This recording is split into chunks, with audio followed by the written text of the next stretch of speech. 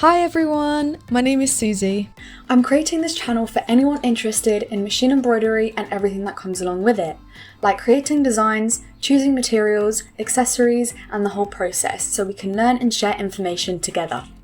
I started machine embroidery a year ago when I got a Brother F540E embroidery machine. I live in England and I run a small online shop with vinyl decorated children's clothes, but now I wanted to add embroidery to the mix.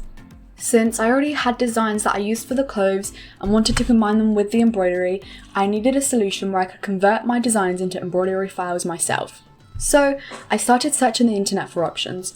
I noticed that embroidery design software is very expensive, and especially at the beginning, you might not want to or be able to pay that much.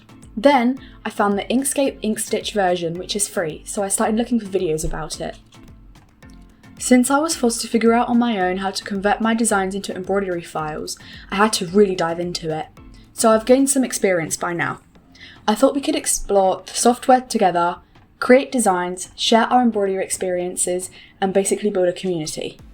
Here are a few examples of the designs I've already created using inkstitch.